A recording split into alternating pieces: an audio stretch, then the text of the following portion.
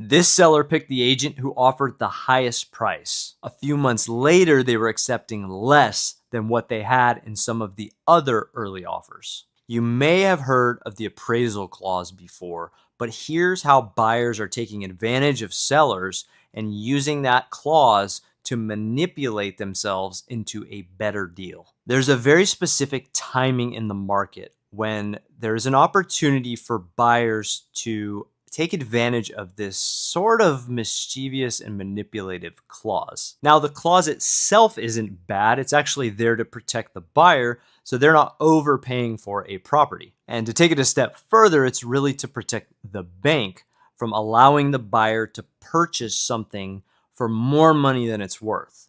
Because if they default, the bank needs to be able to sell the property and recuperate all of that cost, which they can't do if the buyer purchased it overpriced. And clever, nifty, sneaky buyers know this. So when the market is right, they can offer thousands, sometimes 20, 30, 40,000, depending on the market and the competition, over asking price.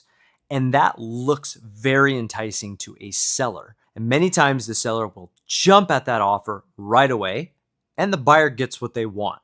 No competition. But the problem happens when you get into contract and the appraiser comes out to do that report. Many times what happens is the value comes in lower than whatever they were offering over asking price.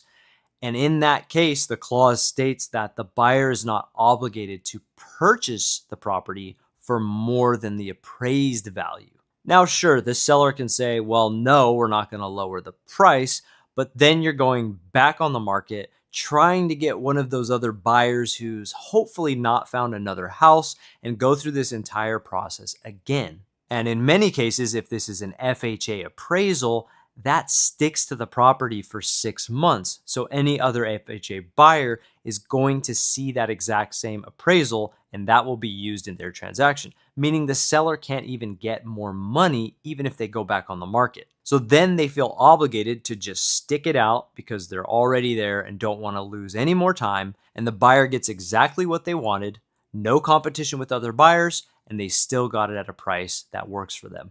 So if you're in a market where there are competitive offers and you do have multiple options, just make sure you don't quickly jump into an offer that seems a little bit too good to be true.